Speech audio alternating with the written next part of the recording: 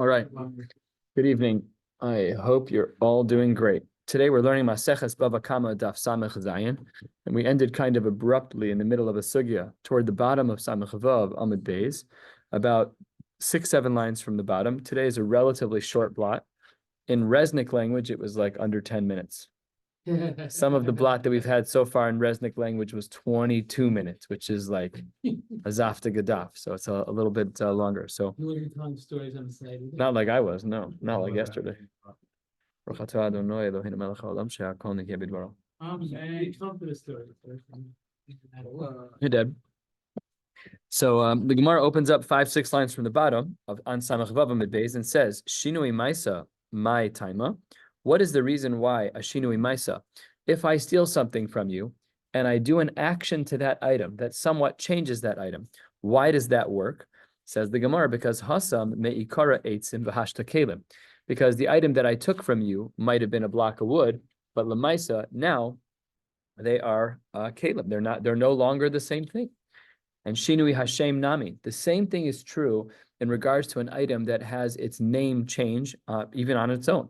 Me'ikara karula mishcha. It used to be that it was called skin. V'hashta abarzin. Now it's called a mat, or whatever abarzin means, some type of final product.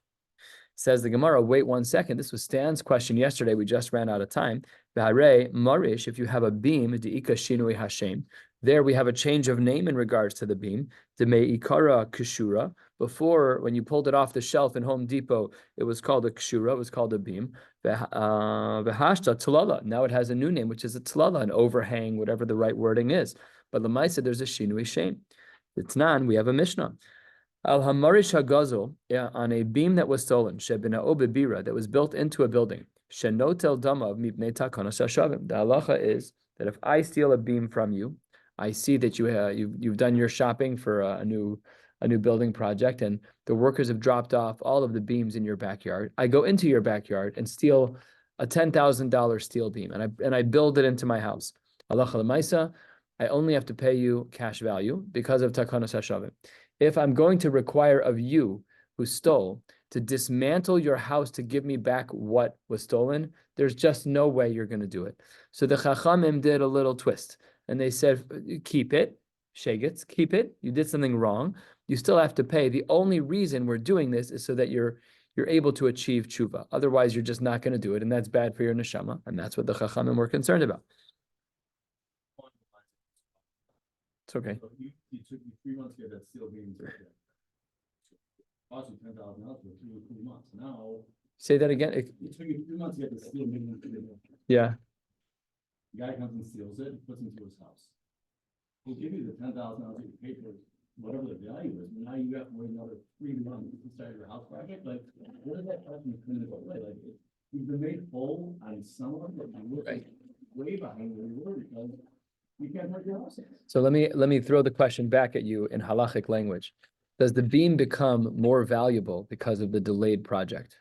Would we say that the beam is more than $10,000? No, probably not. We'd probably say the beam is the beam, but there are side issues. Yeah, for sure. Yeah, we would not. That's where I wasn't thinking of the term when you said it, but that's where my head was. And you can't be held accountable for something like that. It's there's a billion variations of what that could look like, So we just don't do that. But it's beyond indirect. It's really, really far. Even the distinction of grama and garmi, where Rashi and other Rishonim argue, what does indirect mean? Does indirect mean my elbow bumped your car and then your car door cracked someone's arm, which is at least you're involved. Then there's grama, which is even more indirect. This is extremely indirect. So I think Tex is right that if grama b'nizakin is pater, then this is for sure pater. You wouldn't have to pay for the delay of game. Let's say the delay of building. I can't imagine. What? You can't add to the value of the Right. So that's why I was playing with that idea, but I don't think that's real because we have to look. That's what we've been discussing the last many blot. We look at the cost of that item either based on Shas Geneva or Shas Ha'amad B'din. But the Gemara. You're paying now to be on the apartment for another 3 months. Grama benizak and pater. No problem. No problem. I mean, No, you're a jerk. I'm saying you're the thief is a jerk, but he's a Not part but of that. the halachic. You have to look at it like in a very, very dry way of the halachic reach of your actions, the halachic reach of your actions and the grama.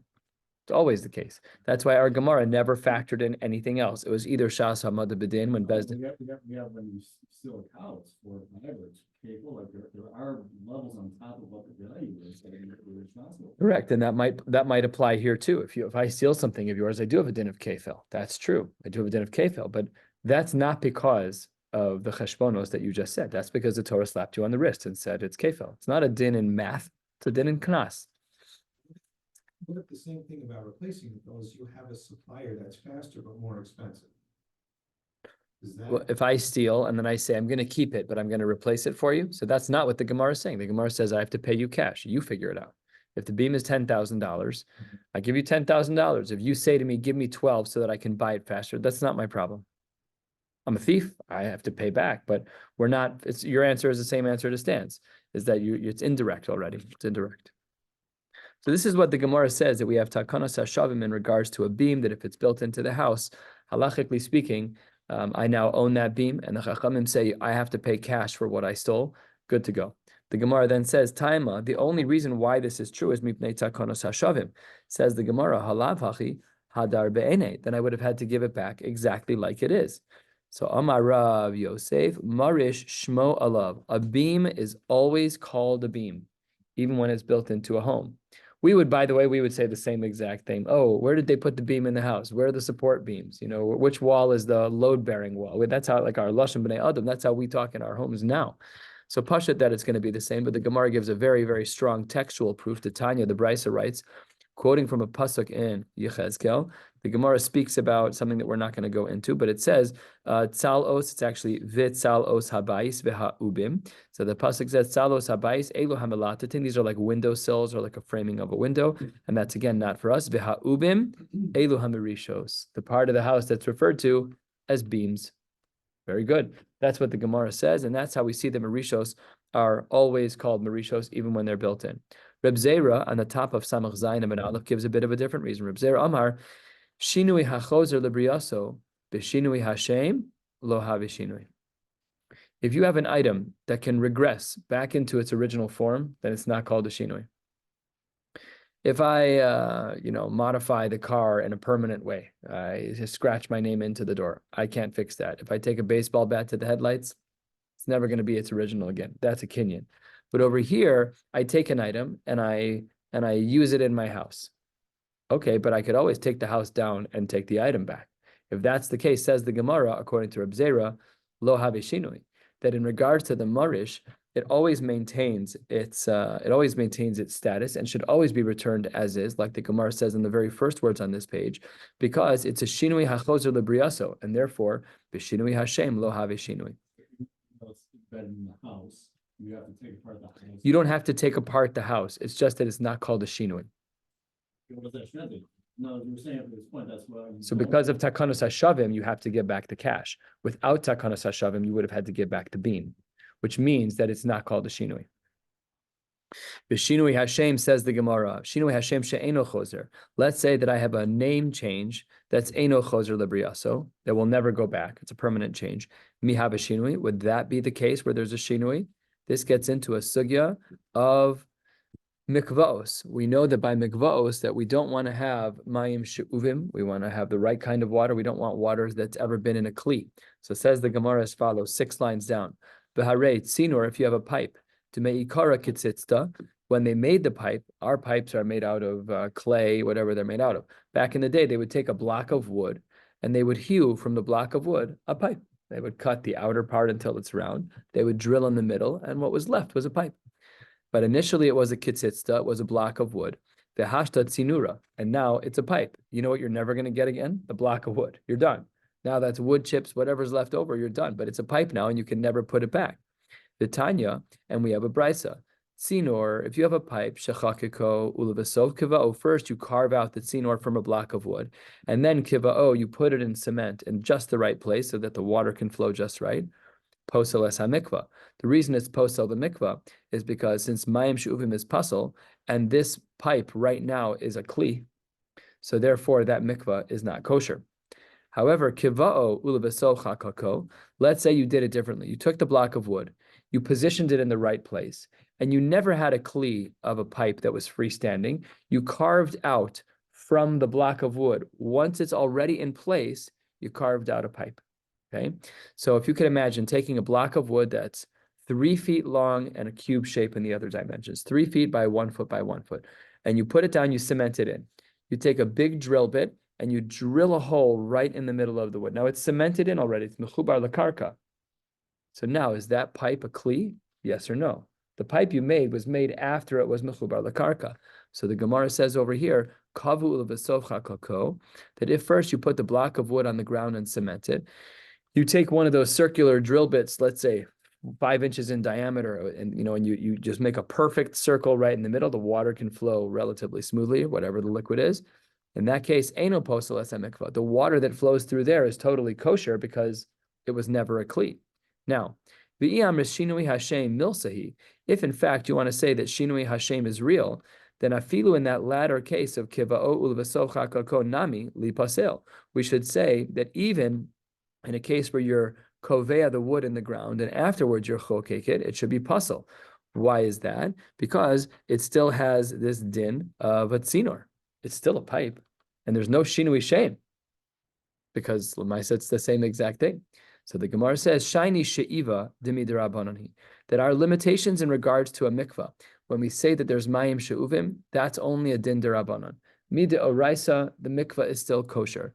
So in one case, where you take the block and you cement it into the ground first, and then you drill through, we're mekil on the din derabanan.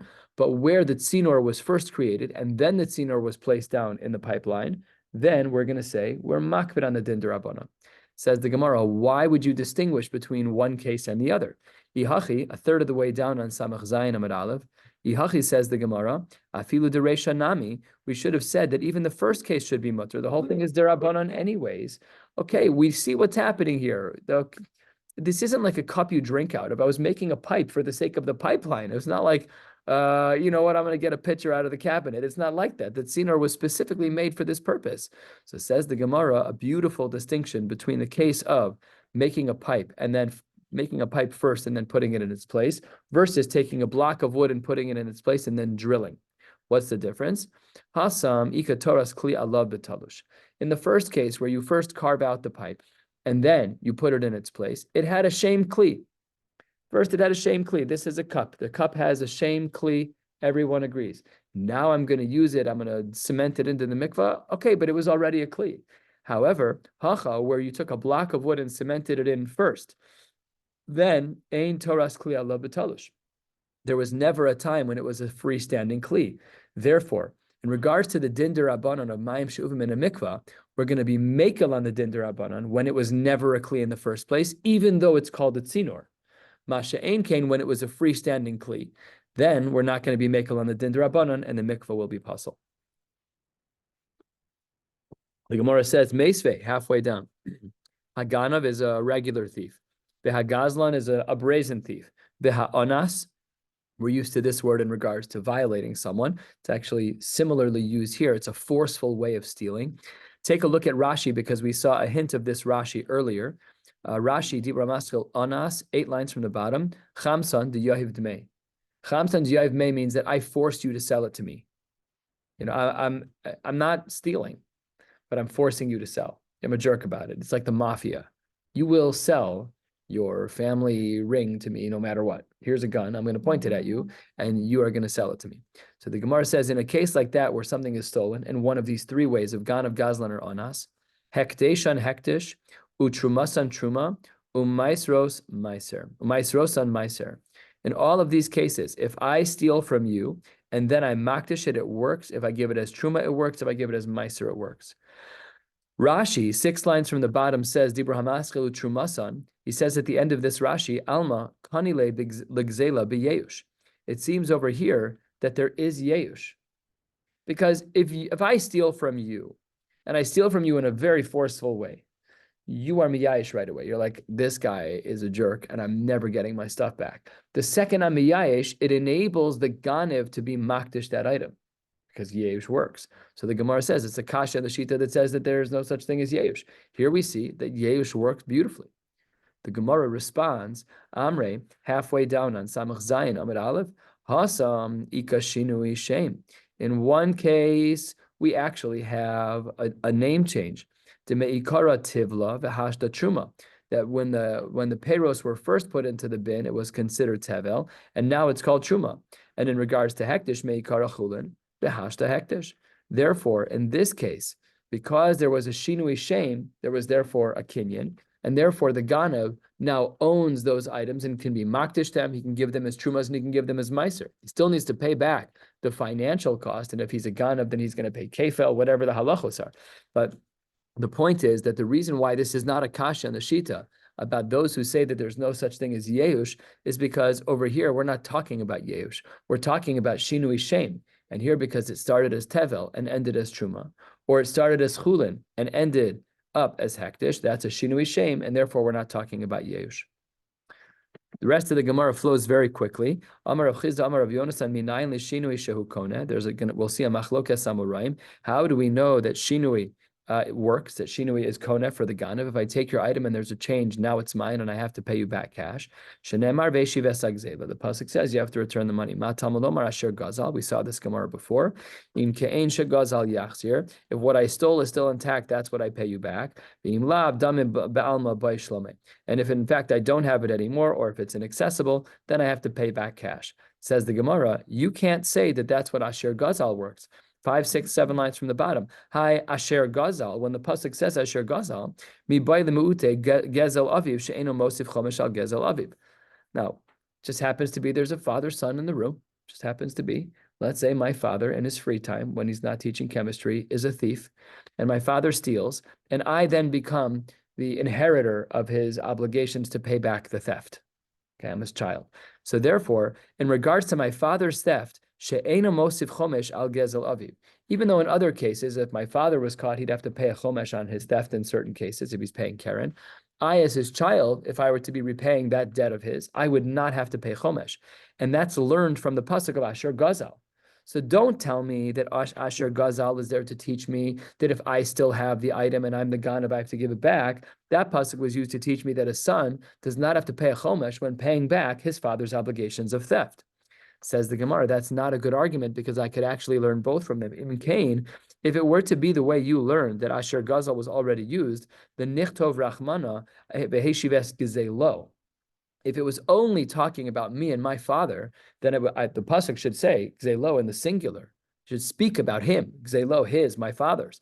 Asher Gazal lamali. The fact that it wasn't written Asher Gzelo, what does that mean? Says the Gemara, lamali lemechtav. Why do I need those words? Shma mino tarte. That I can learn two things from these words. I can learn im ke'ein shegazal yachzir, and I can also learn the case of lemiute gezel aviv she'enu mosif chomesh al gezel aviv. That if my father were to steal and I inherited what he owed, I would not be obligated to pay a chomesh on the repayment of the theft that my father did. Ve'ikad de Amre, another version of Rav Chizda, similar but different. Amar Rav Chizda, Amar Rav Yonasan, minayin l'shinui she'eno koneh. This is the opposite. What did we see about Rav Chizda on the first of the long lines? Take a look back. We said minayin l'shinui shehu koneh, right? Now look at the Ikad de Amre. Minayin l'shinui she'eno koneh. So this Rav Chizda, we don't know how Rav Chizda held. Did he hold that this was going to be koneh? Yes or no? Did shinui matter? So now we see on the flip side, shenemar beheshiv esagzela mikol makom. You have to give back the stolen item no matter what, seemingly, even if there were to have been a shinui. I v'haksiv asher gazal. So maybe the words asher gazal should teach me that there is a point where a shinui does work. Hahumi baile al gzelo shalom mosif chomesh. This comes to teach me something else. Asher gzelo, asher gazal comes to teach me that if I steal, I have to pay a chomesh. The ain most of chomesh al gezel aviv. But if I'm paying back a theft debt from my father, then I don't have to pay chomesh.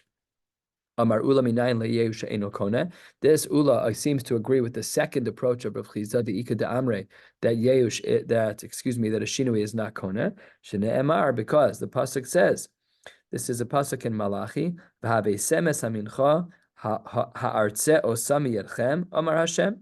If you bring this mincha, do you think I'm going to want it? So the pasuk over here in the Gemara says, "Vevesim gazul ve'esapiseach." If you bring a korban that's stolen, or a one that's maim, or ve'esachole, or an animal that's sick, and the Gemara makes a diuk from the pasuk, gazul dumya de piseach. That which is stolen, an animal which is stolen, is similar to an animal which has a blemish. How so? Ma piseach the less leitakanta klal. Just like this piseach, he's missing a leg, he's missing an eye, he's missing an ear, he's missing a toe, whatever it is. In all of those cases, they don't have toes, but you get the point. I didn't realize it till I said it, but they don't have toes. But the Gemara says that they're the same. Ma piseach the less leitakanta klal. Just like these animals have no takana. Av gazol, even a stolen item, the less leitakanta klal. Loshna lifnei yesh, loshna la'achar. It doesn't matter.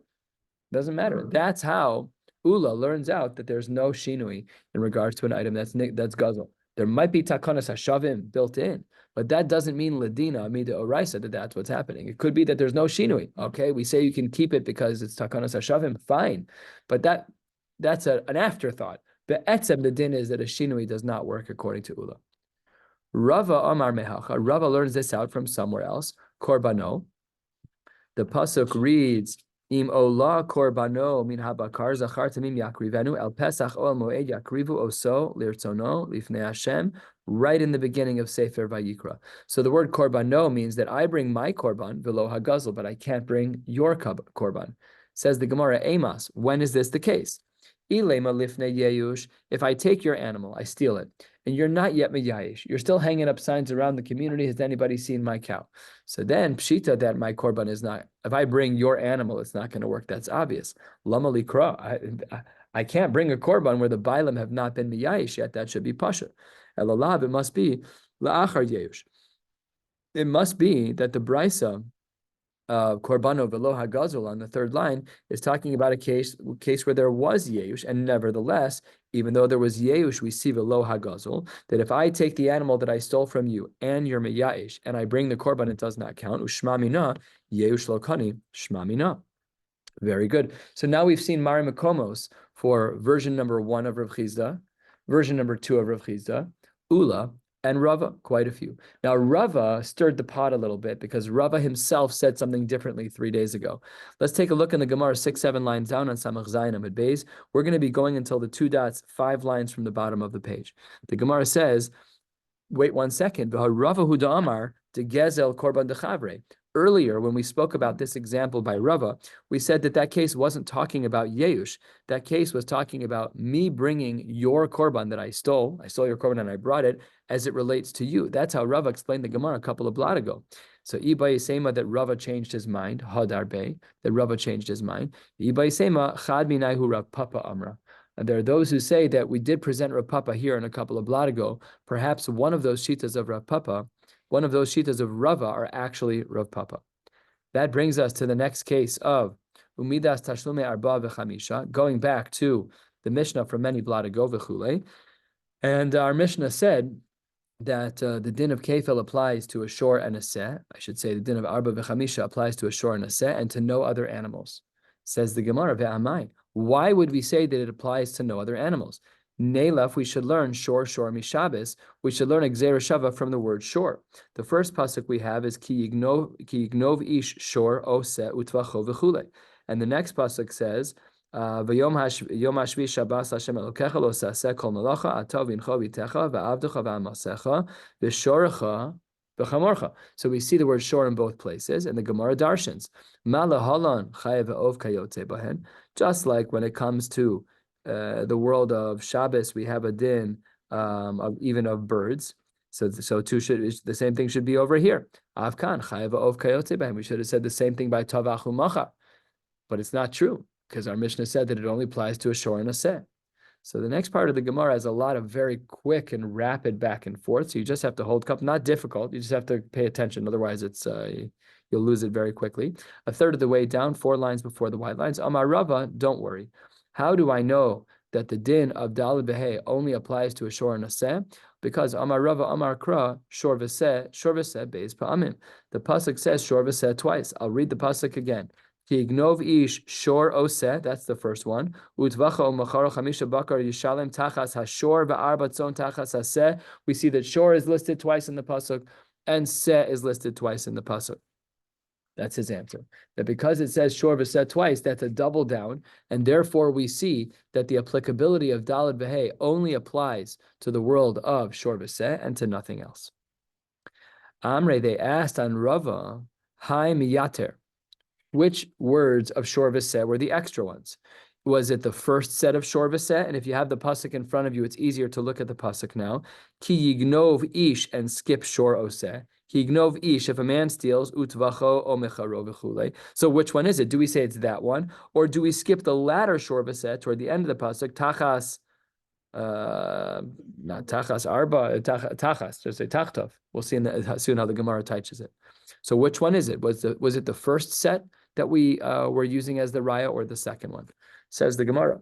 Ilema shor v'seh the seifa miyater. If you want to say that the words of shor and said that are in the end of the pasuk were extra, and what should the pasuk have written without those words? The nichtov rachmana ki yignov shor oseh utvachom mecharo chamisha bakar yisham tachas tachtov the arbatzon tachtov and tachtov. Right, of it and of it, seemingly referring back to the beginning of the pasuk, doesn't say shor v'seh again. That can't be. Why? Because the kasav rachman hachi. If the Gemara, if the pasuk was written that way, havamina boy shlomei tisha lekol chad v'chad. Look at the second half of the pasuk at the end of the first long line. So if it's tzvacho macharo, chamisha bakar yishalem tachtov ve'arbatzon tachtov.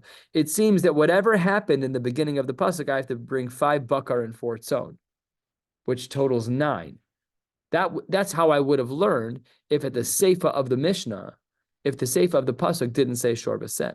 And v'chitema haksiv tachtov, that we have the word tachas twice, and therefore chad tachtov miyater. That's not true either, because we need that extra word anyways. The Tanya yachol ganav shor.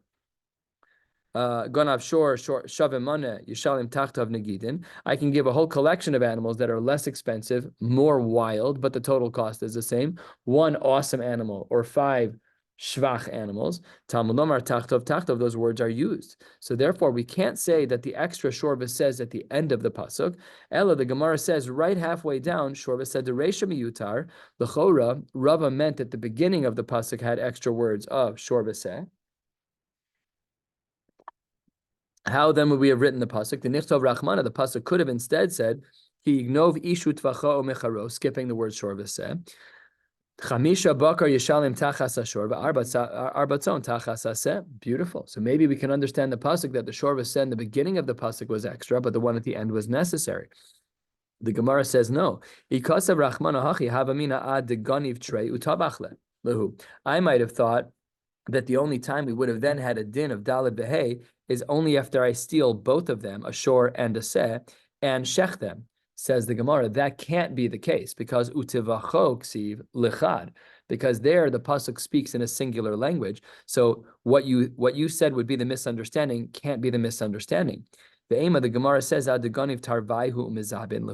maybe we have to steal both the shor and the son and sell both of them. That can't be either, because umecharo ksiv, which is also in the singular, lichad. So you can't have such a havamina either. The ema, perhaps we should say havamina adeganiv trei v'tavachad umezabin chad. Maybe all of these different iterations. Maybe we should say that until the person steals both, he has to steal both a shor and a seh, and he has to shecht one and sell one. Can't be, because o mecharo is still in the singular, and that would not work. The akati o mecharoksi, because it says or you should sell it. It can't be that you have to do both. Sorry, I misexplained that. What it means here is when it says o mecharo, it means either or, tabach or machar, not tabach and machar. But in this example, he said v'tavach chad umezabin chad, that you shechted one and, not or, you shechted one and sold one. So that can't be the case either. Ve'akati, 2/3 of the way down, ve'akati havamina ad deganiv tarvai, who perhaps still I would misunderstand the pasuk to assume that in order to be chayiv daled behei, I have to steal both the shor and the seh, the tavach chad umeshayar chad, and I had to shecht one, but I left one alive. Oh, mizabin chad umeshayar chad, or I would sell one and leave the other. So that's a real possibility, and therefore that also can't be the case, that the shor v'seh in the reisha of the pasuk is what we were trying to learn from. The Gemara therefore says we have to split. Ela shor de seifa, v'seh de reisha miyater. The word shor and the end of the pasuk and the word seh in the beginning are the extra terminologies that determined for us that only a shor and a seh apply by daled v'hei, no chickens, no birds. Dinichtov rachmana, here's what we could have written with this distinction of the word seh in the beginning being extra, and therefore we're going to leave it out in this example, and the word shor in the seifa being left out of the end of the pasuk. Says the Gemara, Dinichtov rachmana, in theory, the pasuk could have read, Ki yignov ish shor utvacho o mecharo, only the word shor. And then chamisha bakar yishalim tachtov, arba tzon tachas aseh tachtov, referring back to the reisha of the word shor.